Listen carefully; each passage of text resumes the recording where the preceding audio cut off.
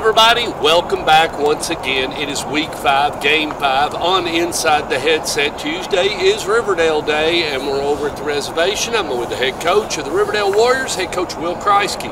How's it going? Doing great, doing great. Well, took a big trip down to Shelbyville, came away a winner in War Wagon. Everything sounds like everything. We were just talking a little prelim and came away, injury free. And you did kind of mention started off a little sluggish and kind of you're in a situation, as you said, not really wanting to start off that way. You really want to, and trying to teach the kids out here. I heard you use the word every.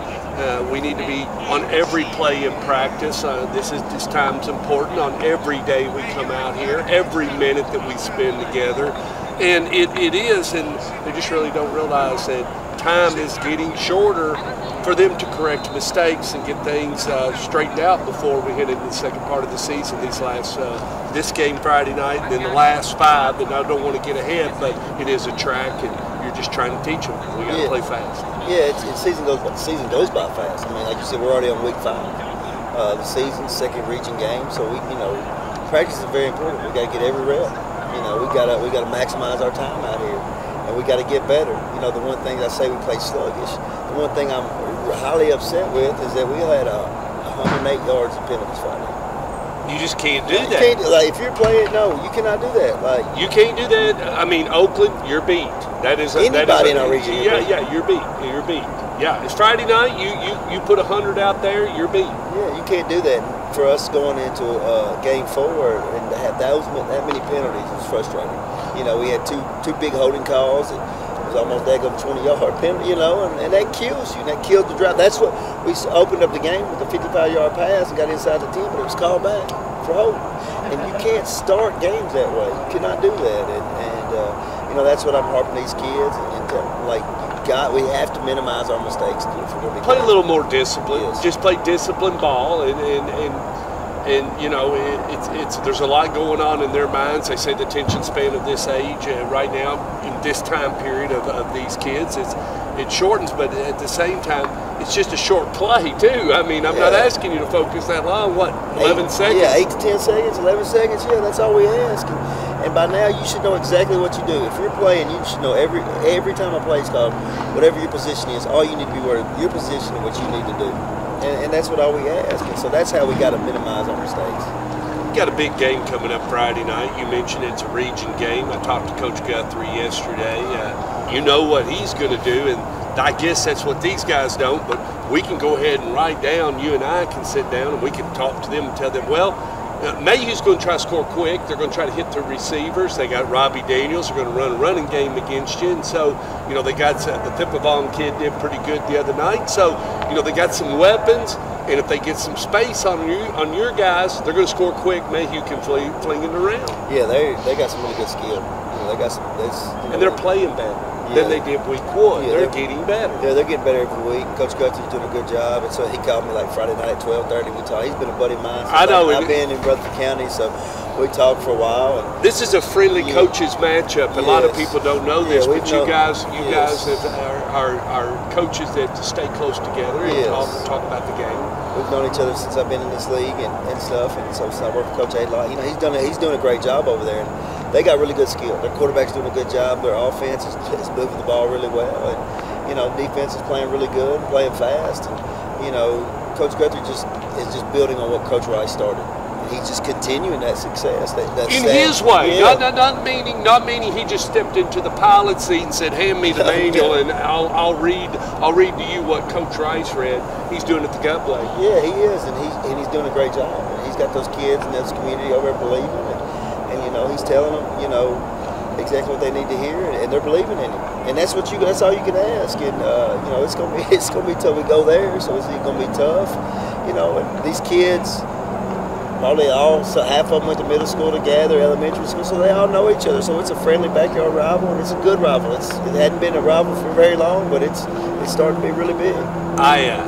We're going to Alabama, and I was reading some history on the Pelham-Helena game, and Helena was formed from Pelham High School, and the juniors and seniors at that current time were given an opportunity to think about it over the summer when they got ready to open the school in 2014, and they were kind of given an opportunity to think about it and everything. But the freshmen and sophomores, it wasn't given a choice. You'll be Helena high school students, and you know, when that was given to the kind of in the same way, we kind of did the same thing, kind of similar model. You know, you guys can kind of decide. Some of you can go here, some of you can stay. You guys are automatically going, and it's kind of that way. But it's been really, it's a weird departure because it's like you said, the communities of Riverdale and Rockville are very close. They're intertwined because they pull from the Christiana Middle School and some of the other regions. Both of them are pulling from each other, but it's where it kind of lands, and it's been a friendly situation since Rockville opened in 2019. Yeah, it has, you know, and I was here, you know, when it happened and was part of it, saw the process. And I've seen that school grow and seen the athletic department grow, and that school and the leadership, you know, Coach Mr. Luker's doing a great job. And it's tough to open a school too with not one shoulder pad, not one helmet, no goalpost. And in Rutherford County. Yes, and in yeah, we'll mention that again. And in Rutherford County, it's like uphill. But anyway, it's hard to crank start in this, and plus, guess what? You're playing in the toughest region in the state, no question. I mean, the battle in this region and live. I mean, make no bones about it. We were talking with Ben Caudell the other day, and he said, you know, when you're in that other region, you know, you're looking at one or two that might snip you and knock you out if you're trying to get to, you know, 1, 2, or 3. He said in this one they all can knock you out. Yes. So you know it's a different battle, and when you get into the region games, this one will be very important for both schools. And so of the games, it'll be here, it'll be at your place. So it's a very important game, and you expect Riverdale Warriors fans, faculty, and staff. Or no, it's out there, isn't it? Yes, it's out there. Sorry, I was trying. For some reason, I've tried to make that game here, and it's not here. I wish it was for the game. Like I do too. Because every year we've played each other, it's been a packed Yes, house. it is at Rockville. It's out at the launch pad. I was just telling one of the kids I've lost my noodle, but anyway, it is out at the launch pad, and it's a great place to play on Friday night. One of the best sunsets in the county, and they'll bring their fans, and I know you'll bring yours, so you'll get your gate, you know, of your home fans, but it's going to be a nice atmosphere Friday night. Weather's supposed to be perfect, so you couldn't ask for nothing better as a canvas to go out and play Friday Night Lights. No, it's a great area, great place, and a nice little setup. And again, like you said, their community will be there, our community will be there, and it's going to be a packed house, and it'll be fun.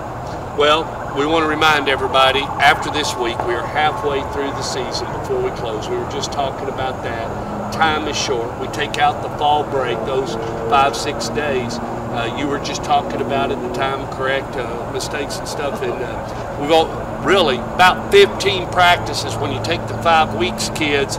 You practice Monday, Tuesday, Wednesday, Thursday, so given walkthrough. So really, after we get done with Friday, they've got 15 solid practices of game week where you're headed into a game on Friday. That's about it, isn't it, Coach? That's all you're guaranteed in this league. Yeah, that's all you're guaranteed. So you have, like we said, you have to take every practice serious, you know, every rep serious. You got to put yourself in position to be able to give yourself a chance to win. Practice time is a time to work on things to get better, so that when you get to Friday night, you're prepared. Exactly. All right, kids. Now, it's over at the launch pad. I want to mention that again because I tried to make it here. But anyway, War Wagon, all them, they'll load up. That's going to head over to Rockville at games at 7 o'clock. Y'all be there.